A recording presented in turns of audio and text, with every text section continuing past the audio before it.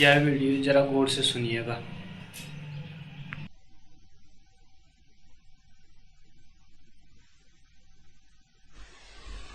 एक अमावस्या राशि थी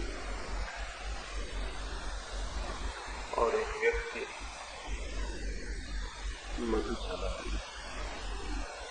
जाते समय उसने सोचा कि रात जब लौटूंगा अंधेरा बहुत हो जाएगा और फिर मैं नशे में भी रहूंगा।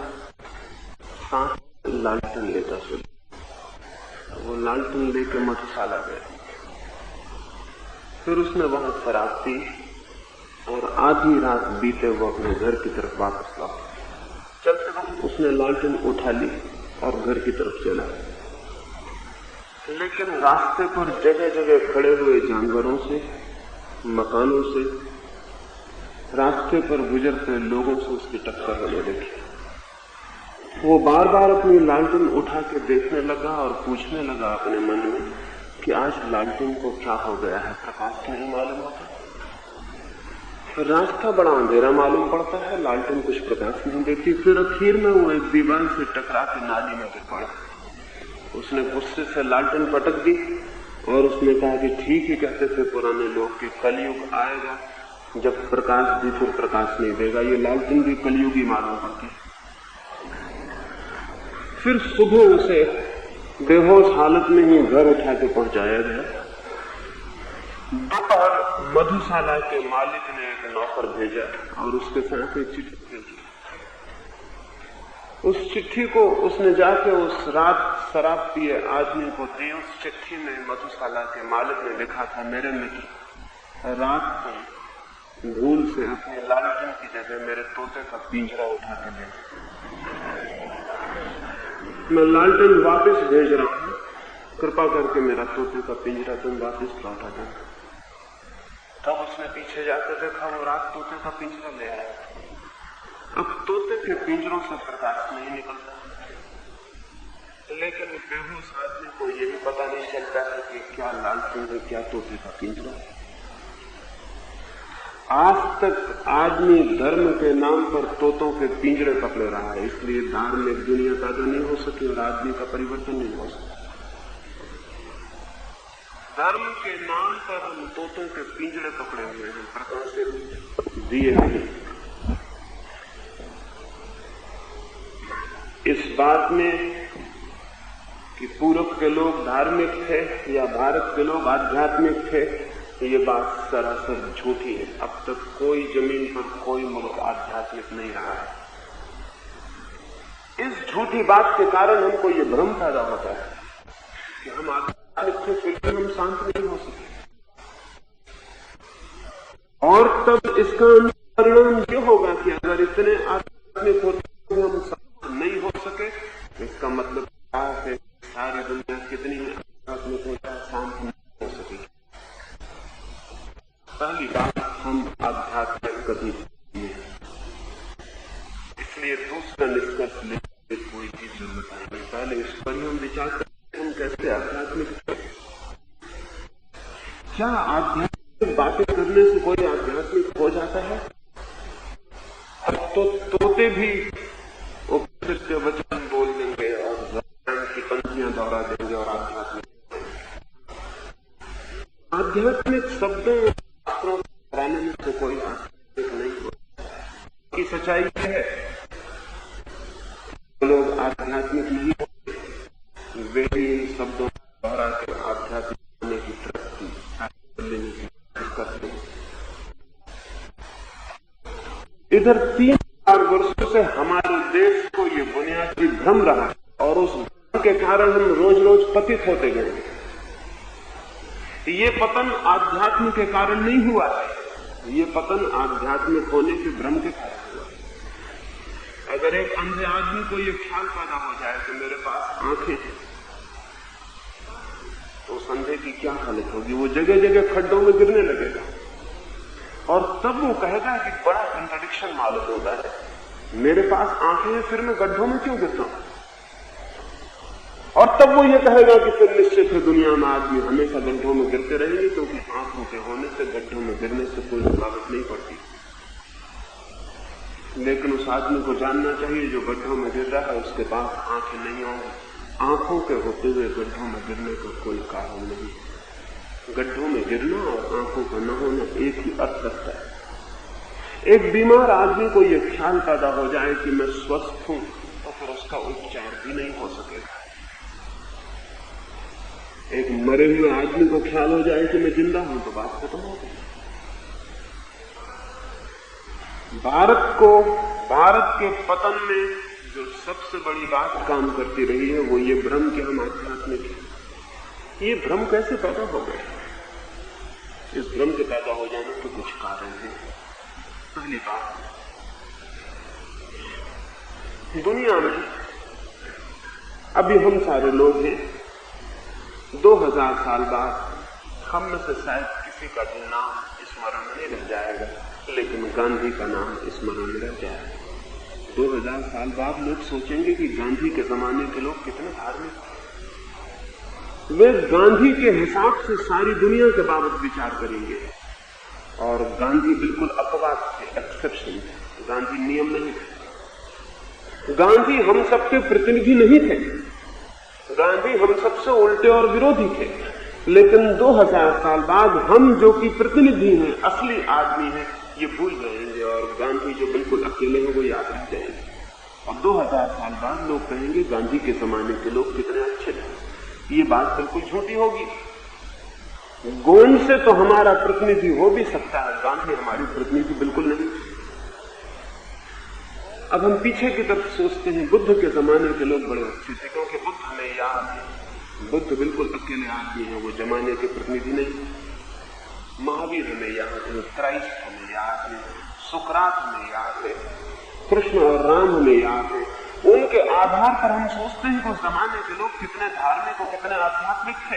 ये सारा तर्क अत्यंत मिथ्या और झूठ है। ये एक आदमी के आधार पर सभी लोगों का निर्णय लेना, ये बिल्कुल गलत है। सच्चाई इससे उल्टी। सच्चाई यह है कि बुद्ध अपने जमाने के प्रतिनिधि नहीं थे। अन्यथा बुद्ध किन लोगों को समझा रहे थे कि चोरी मत करो, बेईमानी मत करो, झूठ मत बोलो, हिंसा मत करो, क्रोध मत करो। बुद्ध किसको समझा रहे थे ये बातें? या तो बुद्ध पागल थे, लोग आध्यात्मिक थे और बुद्ध समझा रहे थे चोरी मत करो। बुद्ध की शिक्षाएं किसके लिए थी अगर चोर नहीं थे तो? अगर बेईमान नहीं थे, अगर धोखेबाज लोग नहीं थे? किसको समझा रहे थे बुद्ध? क्राइस्ट किसको समझा रहे थे कि प्रेम करो? किसको समझा रहे थे कि एक चांटा कोई मारे तुम्हारे गाल पर तो दूसरा उसके सामने पकड़े? आध्यात्मिक लोगों को। ये बातें उन लोगों को समझाई जा रही थी जो मानते थे कि कोई एक आंख तुम्हारी निकाले तो तुम दोनों आंखें उसकी निकाल लेंगे। ये लोग आध्यात्मिक नहीं थे। पृथ्वी पर आज तक कोई कौम, कोई समाज, कोई राष्ट्र आध्यात्मिक नहीं रहा। लेकिन इन लोगों के आधार पर एक भ्रम पैदा होता है कि पिछले जमाने बहुत आध्यात्मिक थे। मैंने बहुत खोज की कि कोई ऐसी किताब मिल जाए जो ये कहती हो कि हमारे जमाने के लोग आध्यात्मिक हैं। ऐसी किताब मुझे नहीं मिल सकी। दुनिया की सबसे पुरानी किताब चीन में उपलब्ध है जो कोई 6000 वर्ष पुरानी होगी।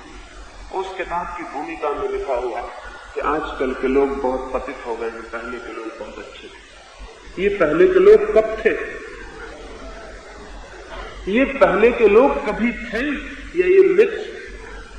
ये केवल कल्पना। हर किताब कहती है पहले के लोग अच्छे थे। हर उपदेशक कहता है पहले के लोग अच्छे थे। अतीत अच्छा था, ये हम मान लेते हैं और इससे एक कठिनाई, एक कंट्रडिक्शन, एक विरोधाभास खड़ा हो जाता है कि इतने दिनों तक हम आध्यात्मिक रहे और फिर हमारी ये स्थिति हो रही। ये हमारा पतन फिर समझाना बहुत कठिन हो जाता है। तब फिर एक ही रास्ता रह जाता है, या तो हम कलयुग के ऊपर दोष थोप दें कि ये युग ही खराब है, लेकिन ये बड़ी बचकानी दलील है। समय खराब नहीं होता, ना अच्छा होता है। युग खराब नहीं होते। तब फिर दूसरा रास्ता ये है कि हम पश्चिम के भौतिकवाद के ऊपर सारा दोष थोप दें, कम्युनिज्म के ऊपर, नास्तिकता के ऊपर, साइंस के ऊपर, मटेरियलिज्म के ऊपर और पश्चिम के ऊपर सारा दोष थोप दे कि पश्चिम की भौतिकवादियों ने सब बर्बाद कर दिया।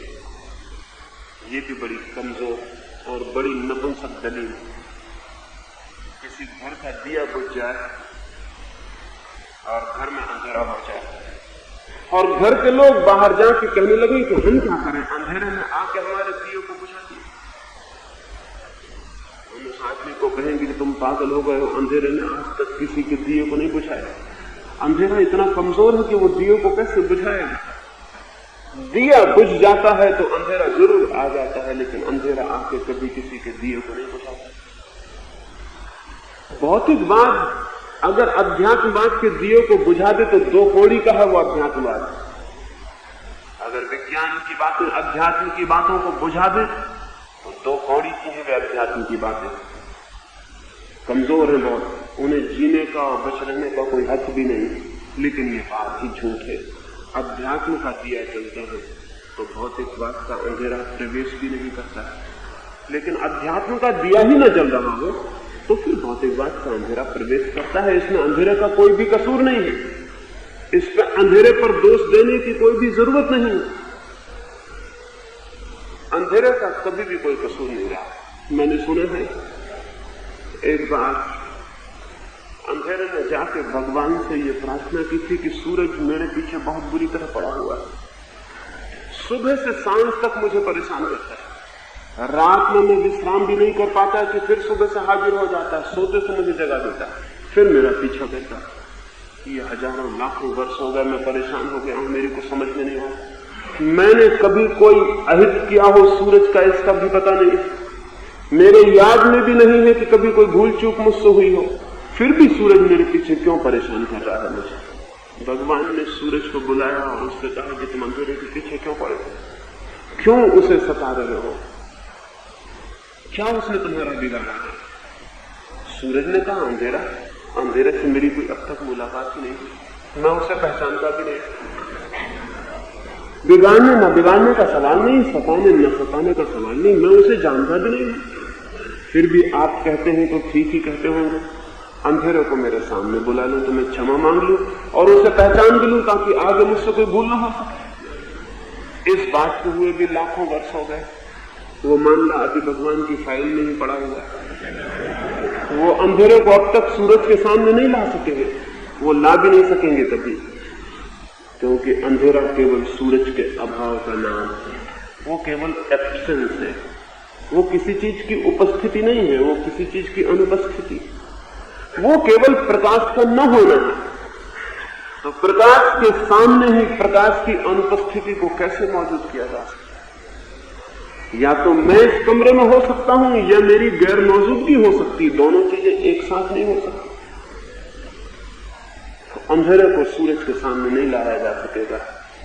अध्यात्म के सामने कोई भौतिकवाद कभी नहीं आया और कभी नहीं आ सकता है, लेकिन अध्यात्म है ही नहीं।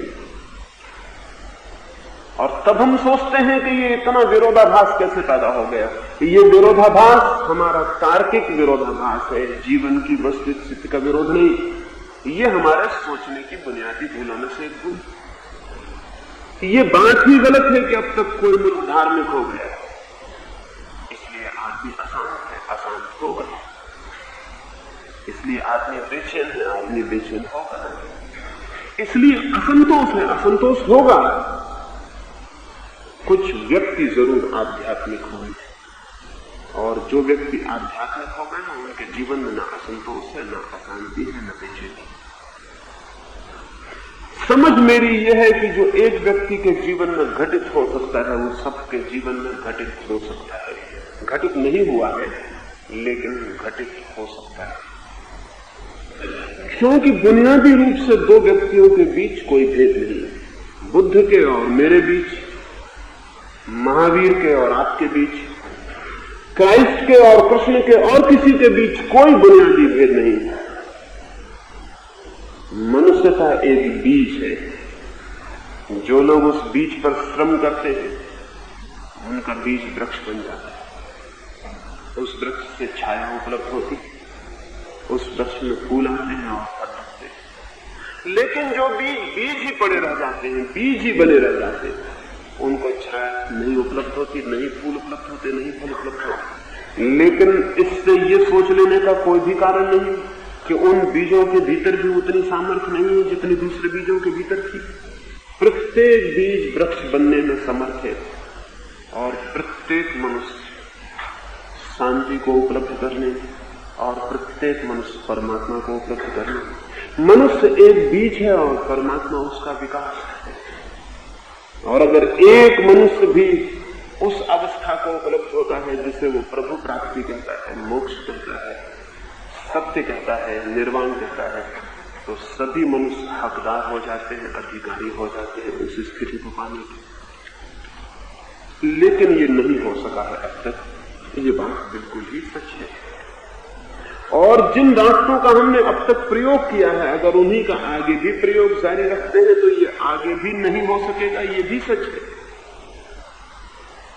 अध्यात्म के नाम पर कुछ गलत दिशाएं प्रचलित रही है, इसलिए ये बात नहीं हो सकी। ठीक अध्यात्म, ठीक वैज्ञानिक अध्यात्म नहीं पैदा हो सका है जो पूरे लोकांतर को परिवर्तित कर सके, संपरिवर्तित कर सके, क्रांति दे सके। और इसमें सबसे बड़ी बाधा यही रही है कि जिनको भी ये ख्याल पैदा हो गया है कि हम आध्यात्मिक हैं, उन्हीं ने विकास को अवरुद्ध कर दिया, उन्होंने चीजों को ठहरा दिया। मनुष्य को बहुत तरह के भ्रम हो सकते हैं। भ्रम बहुत आसान है, भ्रमों को पाल लेना बहुत सरल भी है, सपने देखना बहुत सुविधापूर्ण भी है। फिर जो दरिद्र होते हैं वो रात सपने देखते हैं कि समृद्ध हो गए हैं, जो दिन में भीख मांगते हैं वो रात सपने देखते हैं कि वो सम्राट हो गए। जीवन में बहुत बेचैनी है, बहुत दुख है, बहुत अशांति है, और इसलिए अध्यात्म के और अध्यात्म की शांति के सपने देखना लोग शुरू कर देते। लेकिन सपने सच्चाइयां नहीं है, और सपने देखने से जीवन की स्थितियां परिवर्तित नहीं होती। और आदमी अब तक बृहत समाज मनुष्य का सपना देखता है। भगवान के नाम पर हमने बहुत सपने देखे और उन सपनों को ही हमने धर्म समझ लिया।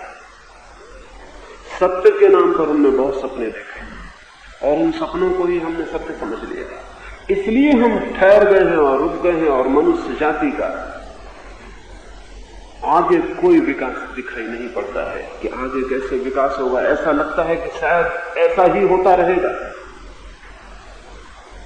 लेकिन अनंत संभावनाएं हैं मनुष्य की, और जिनकी हम कल्पना भी नहीं कर सकते। कल रात ही मैं बात कर रहा था, एक बिशप था जर्मनी में, बिशप राइट। वो एक विश्वविद्यालय में प्रवचन करने गया। वहां बोलते समय उसने कहा कि दुनिया का जितना विकास होना था वो हो चुका है, अब कोई संभावना विकास की नहीं मालूम होती। आदमी करीब करीब ऐसे ही जिए चला जाएगा। विज्ञान को जो खोजें करनी थी वो पूरी हो चुकी है। अब कुछ समझ में नहीं आता कि और खोज क्या हो सकती है।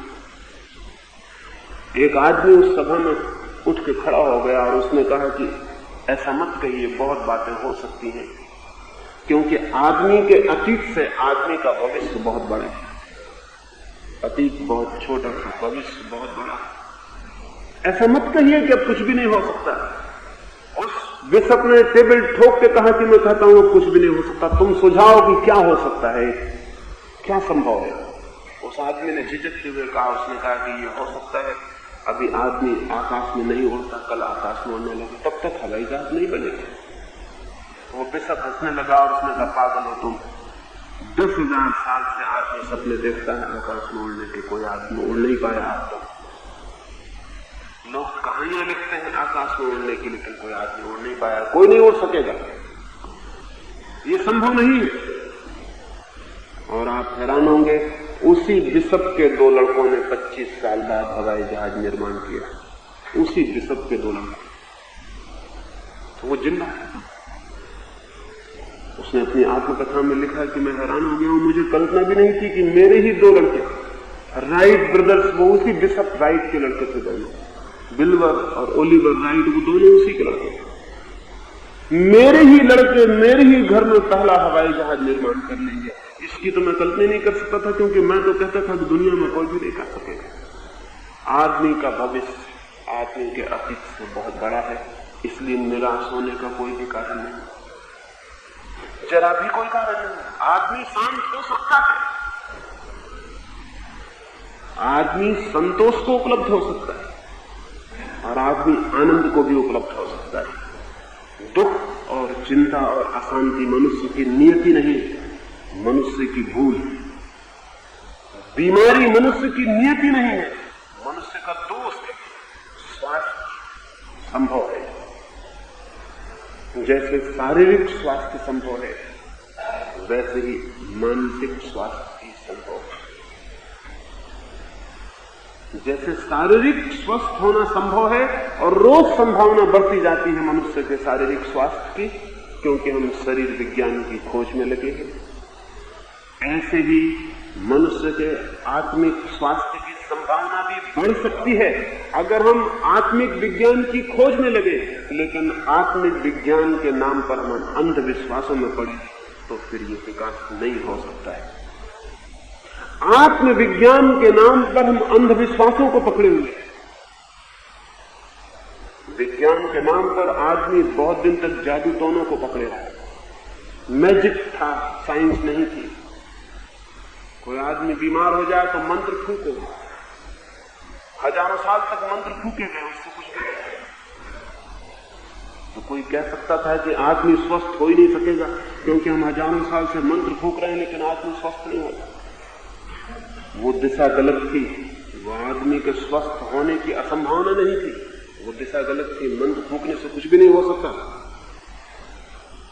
लेकिन फिर आदमी ने खोजबीन की, रुक नहीं गया और उसने विज्ञान को खोज लिया, उसने मेडिकल साइंस को खड़ा कर लिया। वो अभी भी पूरी खड़ी नहीं होगी, लेकिन रोज कदम आगे बढ़ते जाते और इस बात की संभावना बढ़ती चली जाती है कि एक जमाना आए कि आदमी को बीमार रहने के हम सारे कारणों को विजय पा लें, उसके स्वास्थ्य की हम सुनिश्चित व्यवस्था करें। जो शरीर के लिए हो सकता है वो मन के लिए क्यों नहीं हो सकता?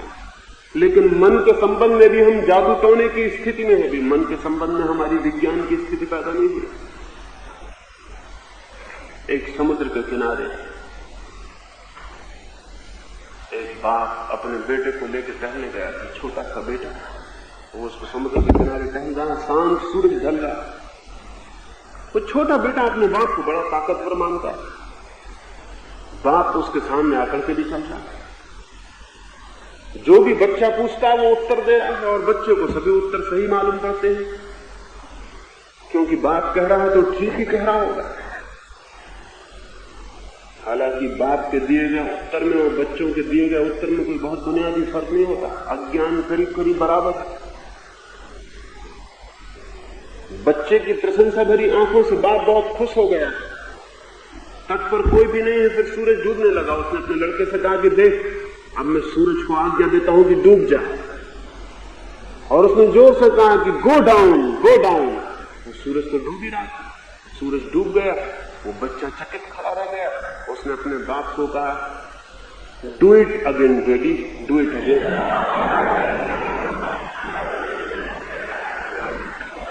एक बार और करके दिखाइए पिताजी, बहुत मजा आया, एक बार और करिए। उस पिता ने कहा कि ये काम दिन में एक ही बार होता है, अब कल। मंत्र की ताकत इतनी है कि मैं एक ही बार कर सकता हूं, अब कल करूं। लेकिन बच्चा आज नहीं कल जवान हो जाएगा और जान लेगा ये मंत्र की ताकत से नहीं हुआ।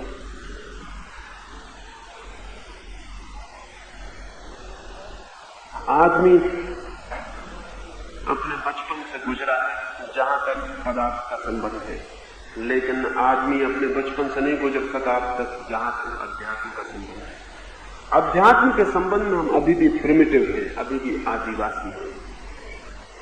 विज्ञान के संबंध में हम थोड़े विकसित हुए हैं, पदार्थ के संबंध में हमारी जानकारी बढ़ी है, लेकिन अध्यात्म के संबंध में अभी हम उतने ही आदिवासी हैं जितने 10,000 साल पहले आदमी थे। क्यों हम आदिवासी रह गए हैं अध्यात्म की दिशा में? क्यों हम जंगलों के निवासी हैं अब तक अध्यात्म की दिशा में? कुछ कारण हैं जिनकी वजह से ये हो गया। कुछ एक दो कारणों पर आज मैं आपसे बात करूंगा, मैं आपसे बात करूंगा। पहली तो बात, विज्ञान संदेह से विकसित हुआ और धर्म विश्वास के कारण मर गया। विज्ञान का सारा विकास हो सका डाउट के कारण, संदेह के कारण, और धर्म का विकास नहीं हो सका विश्वास के कारण, बिलीफ के कारण। और धर्म का विकास नहीं हो सकेगा कभी भी अगर वो विश्वास से ही बना रखा गया। विश्वास का मतलब ही होता है विकास नहीं। विश्वास में आगे जाने के लिए कोई गति नहीं है। विश्वास गोल चक्कर है जिसमें आप घूम सकते हैं लेकिन आगे नहीं जा सकते। विश्वास कोल्लू के बैल की तरह है, चक्कर लगा सकता है। मैंने सुना है बंगाल में एक बहुत बड़ा विचारक था, वो एक दिन सुबह अपने गांव के तेली के पास तेल खरीदने गया। वो तेल खरीदने लगा, उसने देखा कि तेली के पीछे ही उसका कोल्हू चल रहा है, बैल कोल्हू को चला रहा है। कोई उसको चला नहीं रहा, बैल खुद ही चले जा रहा है। तो उसने उस तेली को पूछा कि मेरे दोस्त, बड़ी अजब बात है, तुम्हारा बैल बड़ा धार्मिक माना होगा, कोई उसे चला भी नहीं रहा और वो चला जा रहा है, चला जा रहा है। उसको शक भी नहीं होता कि रुक के देख ले कि कोई पीछे चलाने वाला भी है या नहीं, तुम तो पीठ किए बैठे हो। उस तेली ने कहा, अगर तुम बैल को धार्मिक कहते हो तो मुझको एक पुरोहित समझ लो। देखते नहीं हो, मैंने उसकी आंख को पट्टियां बांध दी, उसे दिखाई नहीं पड़ रहा है। उस विचारक ने कहा कि ये भी ठीक है, तुमने उसकी आंख को पट्टियां बांध दी हैं, लेकिन कभी वो रुक के भी तो पता लगा सकता है कि कोई पीछे चलाने वाला है या नहीं। उसने कहा कि तुम देख नहीं रहे हो, उससे गले में मैंने घंटी बांध दी, जब तक वो चलता रहता है घंटी बजती रहती, जब वो रुकता है घंटी रुक जाती, मैं उठ कर उसको फिर चला देता हूं। उसे पता भी नहीं चल पाता कि पीछे कोई मौजूद नहीं था। उस विचारक ने कहा, एक अंतिम प्रश्न और, बैल बड़ा नासमझ मालूम होता है, खड़े होकर सिर हिलाता रहे तो घंटी बजती रहेगी, तो तुम समझोगे कि बैल चल रहा है। उस तेली ने कहा, महाराज धीरे बोलिए, कहीं आपकी बात बैल ना सुन ले, हमारा सारा धंधा ही चौपट हो जाए। अगर बैल को ये पता चल जाए कि सिर्फ खड़े रह के घंटी बजाए।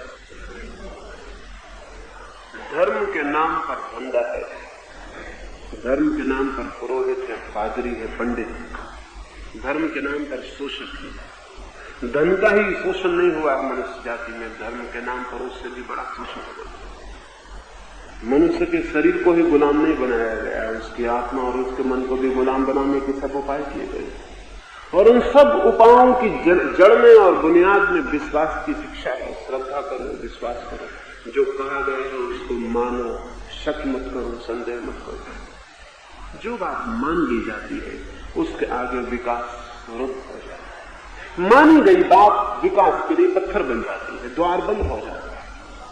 जिस बात पर हम शक करते हैं, संदेह करते हैं, उस बात पर हम आगे बढ़ते हैं। विज्ञान का सारा विकास इधर 300 वर्षों तक हुआ, उसके पहले के 10,000 वर्षों में जो नहीं हुआ वो 300 वर्षों में हुआ, और इधर पिछले 30 वर्षों में जो हुआ वो पूरे मनुष्य जाति के इतिहास में नहीं हुआ। और अगर दिन ठीक रहे और दुनिया के राजनीतिक बिल्कुल पागल साबित नहीं हुए तो शायद आने वाले 30 वर्षों में जो होगा वो कभी नहीं होगा, क्योंकि इन 300 वर्षों में आदमी ने पहली बार संदेह किया।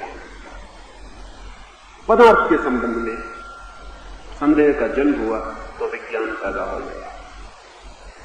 आत्मा के संबंध में संदेह का जन्म होगा तो अध्यात्म पैदा होगा। लेकिन आत्मा के संबंध में हम सोचते हैं कि विश्वास करना चाहिए, संदेह क्यों विश्वास करना चाहिए? और जिस बात पर हम विश्वास कर लेते हैं जो हमारी जानी हुई नहीं, हमारी देखी हुई नहीं, जो हमारा अनुभव नहीं, जो किसी और का अनुभव है, जो किसी और का जाना हुआ है, जब हम उस पर विश्वास कर लेते हैं तो हम अपनी आंख से पट्टियां बांध लेते हैं। सत्य कोई ऐसी चीज नहीं है कि कोई दूसरा जाने और आपको दे दे। सत्य स्वानुभव से ही उपलब्ध होता है। मैं प्रेम करूंगा तो मैं प्रेम को जानूंगा।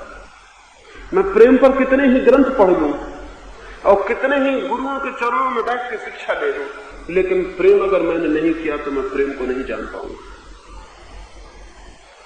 प्रेम के संबंध में जान लेना और प्रेम को जान लेना दो भिन्न बातें हैं। धर्म के संबंध में जान लेना और धर्म को जान लेना दो भिन्न बातें हैं। धर्म विश्वास से नहीं, विवेक से उपलब्ध होता है, और विवेक श्रद्धा से नहीं, संदेह से उपलब्ध होता है। पहली बात विचार कर लेने जैसी है कि धर्म की साइंस, धर्म का विज्ञान नहीं पैदा हो रहा है क्योंकि हम संदेह के लिए बहुत भयभीत, हम संदेह करने में डरे हुए। जिन कौमों ने संदेह नहीं किया वे समझते हैं कि हम धार्मिक हैं, वे वैज्ञानिक भी नहीं है। धार्मिक होना तो बहुत दूर की बात है, धार्मिक होना तो बहुत ऊंची बात है, वो वैज्ञानिक भी नहीं है जिन्होंने संदेह नहीं किया। हम अपने मन को इसलिए धार्मिक समझते हैं क्योंकि हम विश्वास करते हैं। विश्वास धार्मिक आदमी का लक्षण नहीं है।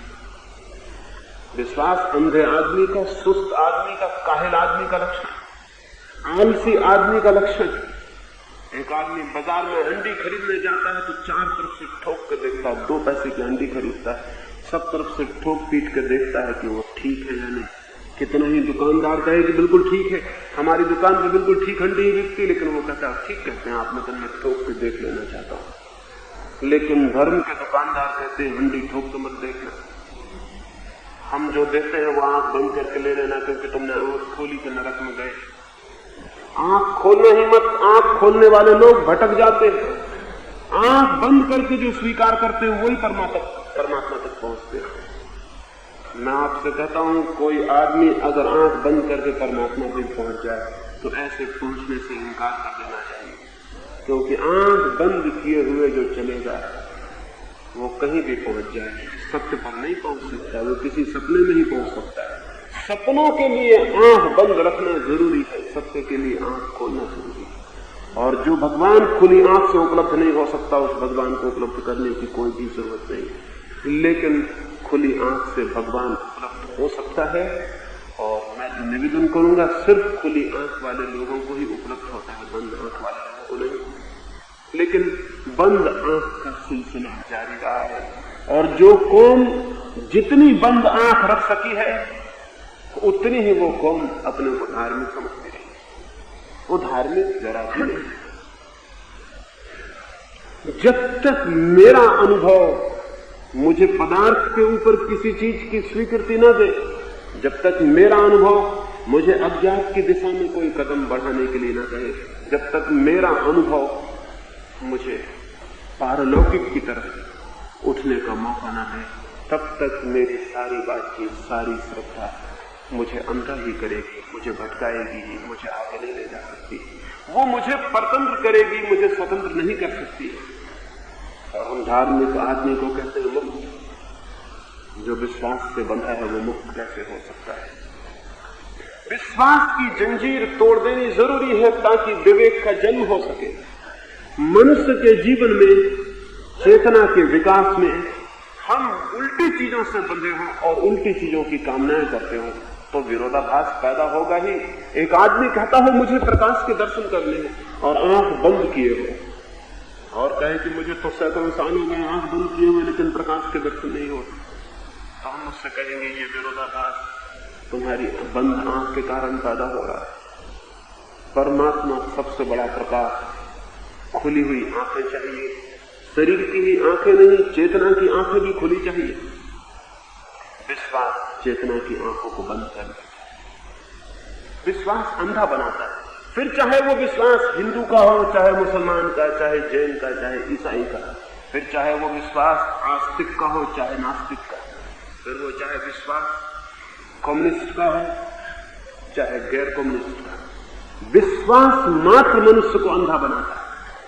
हिंदू और मुसलमानों में बहुत विरोध है, ईसाइयों में, बौद्धों में बहुत विरोध है, लेकिन एक बात में वे सब सहमत है कि आदमी को विश्वास करना है।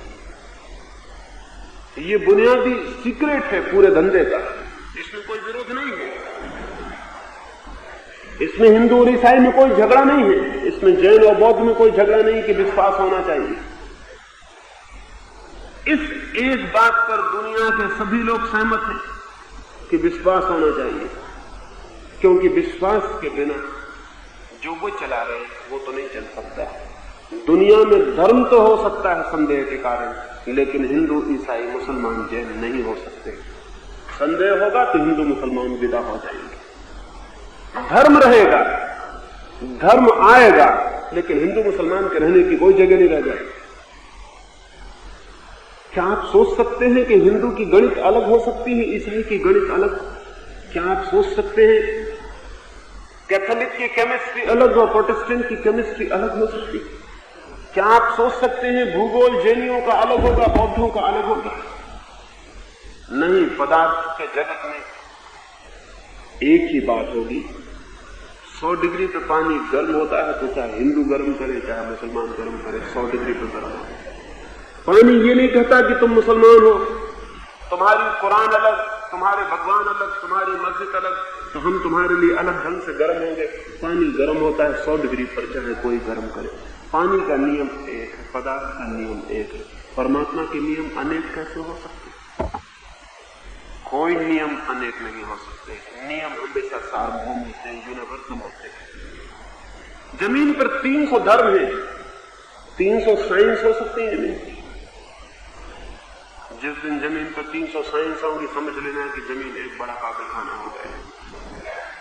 लेकिन 300 धर्म है जमीन पर, और रोज खड़े होते जाते हैं, क्योंकि एक पागल आदमी को ये ख्याल पैदा हो जाए कि मुझे सत्य उपलब्ध हो गया है, और वो जोर से टेबल पीट के कह सके कि मुझे सत्य उपलब्ध हो गया है। 10-25 कमजोर आदमी कपते हुए उसके पास इकट्ठे हो जाएंगे। इसलिए नहीं कि उसको सत्य उपलब्ध हो गया है, इसलिए कि वो जोर से बोलता है। जोर से बोलने का बड़ा प्रभाव है। एक गुरु, एक बहुत बड़ा वकील अपने शिष्य को समझा रहा था। उसकी सारी शिक्षा पूरी हो गई थी और कल ही वो अदालत में जाने को था। उसके गुरु से उसने पूछा कि अब आखिरी संदेश क्या है मेरे लिए, कल मुझे अदालत में जाना। उस बूढ़े वकील ने कहा, एक बात ध्यान में रखना, अगर कानून तुम्हारे पक्ष में हो तो वकील के सिर पर हैमर करना, बिल्कुल कानून ही कानून ठोकना उसके सिर पर, एकदम हथौड़ी की चोट कानून की बात करना। उस युवक ने पूछा, अगर कानून मेरे पक्ष में ना, तो उसने कहा फिर मजिस्ट्रेट के हृदय पर चोट करने की कोशिश करना, उसकी सहानुभूति पाने की कोशिश करना, फिर कविता पढ़ना और काव्य की बातें करना और उसकी दया को प्रभावित करने की कोशिश करना। और उसने कहा कि अगर मेरा मामला ऐसा भी ना हो कि जिसको सहानुभूति मिल सके, तो उसने कहा फिर जोर जोर से टेबल पीटना, इतने जोर से पीटना कि सारी अदालत समझे कि जो आदमी तो जोर से टेबल पीट रहा है वो ठीक ही पीट रहा होगा, क्योंकि कोई झूठा आदमी तो जोर से टेबल पीट रहा है। एक पागल आदमी को ये ख्याल पैदा हो जाए कि मैं पैगंबर हूं, मैं तीर्थंकर हूं, मैं अवतार हूं, मैं फला हूं, टिका हूं, और सिर्फ पागलों को ही ये ख्याल पैदा होते हैं, किसी समझदार आदमी को ये ख्याल पैदा नहीं होता। धार्मिक आदमी को ये ख्याल पैदा नहीं होता कि मैं तीर्थंकर हूं, मैं अवतार हूं, मैं पैगंबर हूं, मैं ही ईश्वर का संदेश लेके आया हूं। ये सब विक्षिप्त और न्यूरोटिक दिमागों के लक्षण है। धार्मिक आदमी को तो ये ख्याल होता है मैं हूं ही नहीं, मैं क्या संदेश लेके आऊंगा।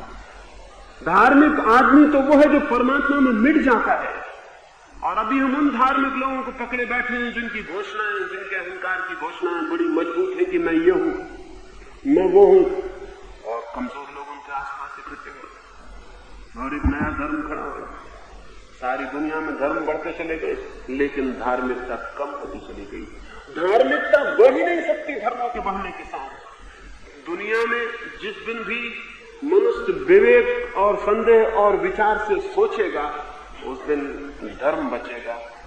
धर्मों के बचने की कोई जगह नहीं रह जाएगी। रिलीजन होगा, रिलीजन नहीं हो सकते। और जब तक रिलीजन से, जब तक धर्म है, तब तक अध्यात्म संभव नहीं है। अध्यात्म तो पदार्थ के जगत में जैसा विज्ञान है, वैसा चेतना के जगत में अध्यात्म है। अध्यात्म तो होगा सार्वलौकिक, सार्वभौम, सार्वजनिक, एक सारे विश्व का, क्योंकि वे नियम सार्वभौमीय हो सकते हैं। वे नियम अलग अलग लोकल नहीं हो सकते कि पूना का अलग धर्म है और मुंबई का अलग धर्म है, और फिर पूना में ही मस्जिद वाले का अलग धर्म है और मंदिर वाले का अलग धर्म है। ये संभावना नहीं है, लेकिन ये संभावना अब तक रही, क्योंकि विश्वास के आधार पर धर्मों को खड़ा किया गया। विश्वास अंधा है, वो ये नहीं पूछ सकता कि क्या गलत है, तो जो भी पकड़ा दिया जाता है वो ठीक ही हो जाता है, उसको फिर संदेह करने का, विचार करने का कोई सवाल नहीं रह जाता। विश्वास ने मनुष्य जाति को आध्यात्मिक नहीं होने दिया, पहली बात।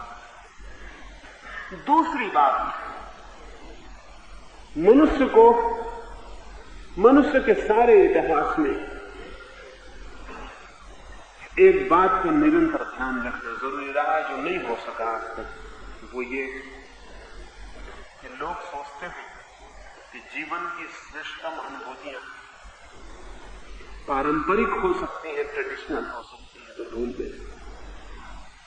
जीवन की श्रेष्ठ अनुभूतियां हमेशा वैयक्तिक होती, उनकी कोई परंपरा, उनका कोई सामूहिक, कोई धारा नहीं होती। जीवन की श्रेष्ठ अनुभूतियों की सौंदर्य का अनुभव मेरा अनुभव है, प्रेम का अनुभव मेरा अनुभव है, सत्य का अनुभव भी मेरा अनुभव होगा, प्रार्थना का अनुभव भी मेरा अनुभव होगा।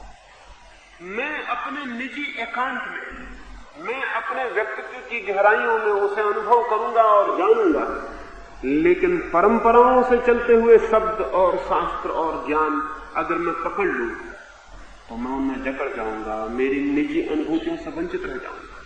आदमी नहीं धार्मिक हो पाया क्योंकि धर्म एक परंपरा बन गया। धर्म परंपरा नहीं, धर्म अंतर्भाव है, धर्म अंतर से आविर्भाव है, बाहर से मिली हुई बकौती नहीं। धन की बकौती मिल सकती है, मेरे बाप मुझे जाते वक्त धन दे सकते हैं, मैं अपने बेटे को जाते वक्त धन दे सकता हूं, लेकिन ज्ञान नहीं, अनुभव नहीं। मैंने जो जाना और जिया है उसे मैं ज्यादा से ज्यादा शब्द दे सकता हूं, लेकिन वो अनुभूति ट्रांसफरेबल नहीं है, एक हाथ से दूसरे हाथ में नहीं दी जा सकती। अब तक हमने अनुभूतियों को भी हस्तांतरणीय मान लिया और जो दिया गया उसे हम पकड़ के बैठ गए।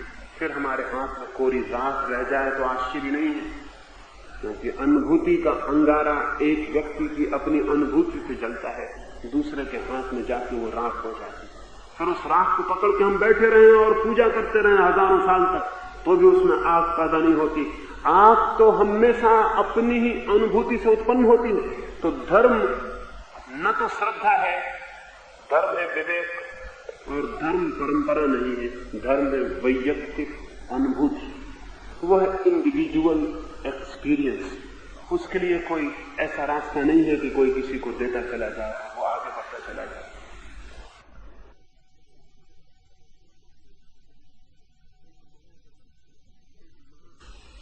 एक महाकवि समुद्र के किनारे गया हुआ था, वहां उसने सुबह ही जाकर देखा कि बहुत सुंदर हवाएं हैं, सूरज निकला है, बड़ी ताजी रोशनी है, बड़ी सुगंध और शीतलता से भरी हुई हवाओं में वो आनंद से नाच उठा, गीत गाने लगा। फिर उसे ख्याल आया कि मैं अकेला आया हूं, उसकी पत्नी, उसकी प्रेसी तो दूर एक अस्पताल में बीमार पड़ी है। ये खुशी मैं उसे किस तरह भेजूं, ये आनंद जो मैंने जाना है सुबह समुद्र के तट पर, ये उसे किस तरह पहुंचाऊं। फिर वो कवि ही था, उसे ख्याल आया कि क्यों ना मैं एक सुंदर पेटी बनाऊं और उसमें ये सब रोशनी और ये सब हवा बंद कर दूं और अपनी पत्नी को भेज दूं। आखिर वो कवि ही था, उसे ये ख्याल भी नहीं आया कि पेटियों में समुद्र की हवाएं और सूरज की रोशनियां बंद नहीं होती, लेकिन वो पेटी ले आया। अगर उसको ख्याल आ जाए तो वो कभी ना होकर वैज्ञानिक हो जाए, उसे ख्याल नहीं आया। वो गया और जाकर उसने बहुत खूबसूरत पेटी बनवाई। पेटी बहुत खूबसूरत थी, इसमें कोई शक नहीं, लेकिन पेटी की खूबसूरती सूरज की रोशनी को बंद नहीं कर सकती। उसने आके समुद्र के किनारे की हवाएं उस पेटी में भरी, रोशनी भरी, फिर खुद ताला ठीक से लगाया, फिर एक चिट्ठी लिखी और एक संदेश वाहक के हाथ में पेटी भेजी। और उस पत्र में उसने लिखा कि इतना सुंदर, इतना आनंदपूर्ण प्रभात मैंने देखा है कि अपने जीवन में नहीं देखा। तुम वंचित न रह जाओ, इसलिए नमूने के लिए थोड़ा सा भर के मैं पेटी में तुम्हारे पास भेज रहा हूं। वो चिट्ठी पहुंच गई। उसकी पत्नी थोड़ी तो हैरान हुई, क्योंकि स्त्रियां चाहे कितनी ही भावुक हो, कवियों से कम भावुक होती। थोड़ी तो हैरान हुई कि पेटी में कैसे ये आ सकता है, लेकिन हो सकता है महाकवि था उसका पति। वो कवि क्या नहीं कर सकते हैं, जहां कोई नहीं पहुंचता कहते हैं कवि वहां पहुंच जाते। शायद कोई तरकीब क्यों हो, उसने पेटी खोली, वहां तो खाली पेटी थी, न वहां कोई सुगंध थी, न वहां ठंडी हवाएं थी, न वहां कोई रोशनी थी। वो बहुत हैरान हो गई। उसने अपने पति को खबर भेजी कि पेटी पहुंच गई, पत्र भी पहुंच गया, लेकिन जो तुमने भेजा था वो शायद पीछे ही छूट गया, वो नहीं आ पाया। सत्य के और परमात्मा के सागर के किनारे भी कुछ लोग पहुंच जाते हैं, फिर उन्हें वहां अपने प्रेमियों की याद आती है, फिर उन्हें ख्याल आता है कि ये अनुभव परमात्मा के निकट आके जो उपलब्ध हुआ, इसे अपने प्रेमियों के पास कैसे भेज दूं? उनका प्रेम ठीक है, उनकी करुणा ठीक है, उनका स्मरण ठीक है, उनकी दया ठीक है। वे बड़ी अनुकंपा से भरते हैं और शब्दों की पेटियों में उस अनुभव को भर के भेज देते हैं। फिर हमें गीता मिल जाती, कुरान मिल जाती, बाइबल मिल जाती, धम्मपद मिल जाती, एक से एक बढ़िया शास्त्र मिल जाते। लेकिन उस कवि की पत्नी ने जितनी समझदारी बरती, इतनी समझदारी हम नहीं बरत पाते। शब्द मिल जाते हैं, पत्र मिल जाते हैं, पेटी मिल जाती है, लेकिन जो उन्होंने जाना था परमात्मा के निकट पहुंचकर, वो नहीं आता। शब्दों कोरे खाली शब्द हमारे पास आ जाते हैं, हम उन्हीं शब्दों को पकड़ के बैठ जाते हैं, हम उन्हीं शास्त्रों को पूजा करने लगते हैं, हम उन्हीं शास्त्रों को लेकर नाचने गाने लगते हैं। हम अगर ये शास्त्र हमें इतना ही ख्याल दिला सके कि नहीं, जो लोग पहुंचे हैं उस किनारे पर, उन्होंने तो बहुत प्रेम से खबर भेजी है, लेकिन वो खबर आ नहीं पाई। शब्द आ गए, अनुभव नहीं आते हैं, अनुभव पीछे ही छूट जाते हैं। अगर हमें ये ख्याल आ जाए तो शायद शास्त्रों को हम पकड़े नहीं, तो शायद शब्दों को हम पकड़े नहीं, तो शायद शास्त्र और शब्द हमारे भीतर एक प्यास जगा के शांत हो जाएं और सागर के किनारे पहुंचने की तीव्र अभिप्सा हमारे भीतर पैदा हो जाए।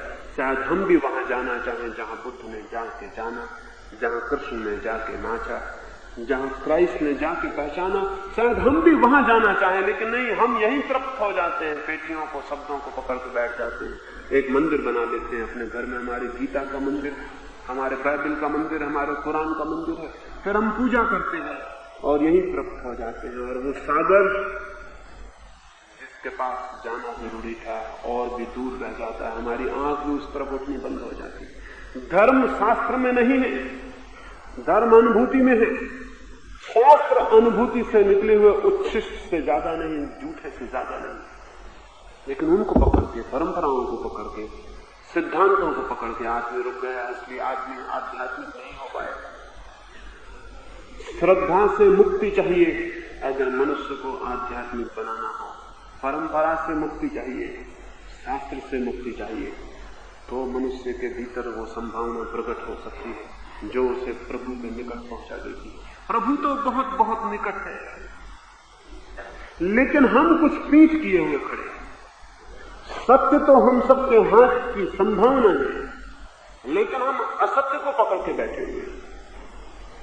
जहां हम पहुंच सकते हैं वहां हम नहीं पहुंच पा रहे हैं, क्योंकि हम कुछ गलत दिशाओं में यात्राएं कर रहे हैं। ये इस कारण आदमी आज तक शांति को, आनंद को, प्रेम को उपलब्ध नहीं हो सका है। लेकिन निराश होने का कोई भी कारण नहीं। जो आज तक नहीं हो सका वो कल ही हो सकता है, वो आज ही हो सकता है। जो 10,000 वर्षों में नहीं हुआ वो कल हो सकता है, कल की संभावना अनंत है। लेकिन अगर हम कल की पिटी हुई लकीरों पर ही चलते जाएं तो नहीं होगा, क्योंकि वे पटी लकीरें आज तक आदमी को कहीं भी नहीं ले जा सकी। अगर उन्हीं लीकों पर हम चलते चले जाएं तो नहीं होगी ये बात, लेकिन ये हो सकती है क्योंकि वे रास्ते छोड़े जा सकते हैं, नए रास्ते खोजे जा सकते, नए मार्ग खोजे जा सकते, पुरानी भटकन मिटाई जा सकती है, आंख से पट्टियां उतारी जा सकती है, धोखे से बचा जा सकता है। एक छोटी सी घटना और आज की बात मैं पूरी करूंगा। शैतान ने एक बार सारी दुनिया के लोगों को खबर की कि मुझे कुछ चीजें नीलाम करनी है, ऑप्शन करनी है। शैतान की चीजों को लेने के लिए दुनिया में जिनके पास भी सामर्थ्य थी वो सभी पहुंच गए, क्योंकि एक से एक बढ़िया चीजें होंगी। भगवान के पास तो कुछ बढ़िया चीजें होती नहीं, प्रार्थना होती है, ध्यान होता है, शांति होती है। शैतान के पास न मालूम क्या क्या तरकीबें हों, क्या क्या खूबियां हों। सारे लोग शैतान के ऑप्शन में पहुंच गए। उसने कई चीजों पर, सब चीजों पर दाम लगा के रख छोड़े थे उनका लीलांगन में। उसमें बेईमानी थी, उसमें हिंसा थी, उसमें झूठ था, उसमें क्रूरता थी, उसमें सब चीजें थी, सबके दाम थे। सब चीजें आदमियों के हैसियत के भीतर थी, उन्होंने उनको धीरे धीरे सभी चीजें बिक गई। सिर्फ एक चीज, निराशा, तो बहुत ज्यादा दाम लगा रखे थे उसको खरीदने की सामर्थ्य किसी के भी भीतर नहीं। लोगों ने उस शैतान से कहा कि निराशा के इतने दाम लगा रखे हैं, एक से बढ़िया चीजें, हिंसा, कठोरता, दुष्टता सब सस्ते में बेच दी आपने, निराशा के इतने दाम क्यों लगा रखे हैं? शैतान ने कहा कि मेरी और कोई चीज असफल हो जाए, निराशा कभी असफल नहीं होती। जिस आदमी को मुझे परमात्मा की तरफ जाने से रोकना होता है, उसको मैं निराशा पिला देता हूं और सब चीजें असफल हो जाती है। कठोर आदमी नम्र बन जाता है, हिंसक आदमी अहिंसक हो जाता है, झूठ बोलने वाला सच बोलने लगता है और सब तरकीबें गलत साबित हो जाती हैं। लेकिन निराशा मेरी कभी गलत साबित नहीं होती, क्योंकि निराश आदमी कुछ होने का ख्याल ही छोड़ देता है। हिंसक को हमेशा लगता रहता है मैं अहिंसक हो जाऊं, बेईमान को लगता है मैं ईमानदार हो जाऊं। लेकिन निराश का मतलब ये है कि जिसको ये लगता है कि अब मैं कुछ भी नहीं हो सकता, तो निराशा सबसे अद्भुत चीज है मेरे पास, इसको मैं सस्ते में नहीं बेच सकता। सब चीजें बिक गई, निराशा नहीं बिक सकी, वो शैतान के पास अभी भी है और अभी भी वो एक ही तरकीब से सारी मनुष्य जाति को आगे बढ़ने से हमेशा रोकता रहता है। बस एक ही दवा उसके पास रह गई, सब दवाएं आदमियों ने खरीद ली और हिंदुस्तान के आदमियों ने काफी चीजें खरीद ली। एक दवा उसके पास रह गई है, निराशा की। और अगर मनुष्य जाति को कोई चीज रोकेगी आगे बढ़ने से, तो वो सिर्फ निराशा है और कुछ भी नहीं। मैं निराश नहीं हूं और मैं आपसे भी निवेदन करता हूं, निराश होने का कोई भी कारण नहीं। ये हो सकता है कि आज तक जो नहीं हुआ उसके न होने का कारण हमारी कोई बुनियादी भूलें थी, वो कल हो सकता है। रोज नई चीजें होती चली जाती हैं, जिंदगी रोज नई हो जाती है और नए रास्ते ले लेती है। धर्म के मामले में हम पुराने रास्तों से पागल की तरह चिपके हुए, उनका हमने चिंतन, विचार, संदेश सब बंद कर दिया। हमारा विवेक अवरुद्ध हो गया। ये विवेक जागृत हो तो मनुष्य के जीवन में एक नई क्रांति आ सकती है, मानवीय चेतना एक नई क्रांति से गुजर सकती है। ये क्रांति कैसे हो सकती है, इस संबंध में आने वाली चर्चाओं में मैं आपसे बात करूंगा। मेरी बातों को इतनी शांति और प्रेम से सुना, इसके लिए बहुत बहुत अनुग्रहित हूं और अंत में सबके भीतर बैठे परमात्मा को प्रणाम करता हूं, मेरे प्रणाम स्वीकार करें। अगर यह वीडियो आपको अच्छी लग रही हो तो वीडियो को लाइक और चैनल को सब्सक्राइब करें।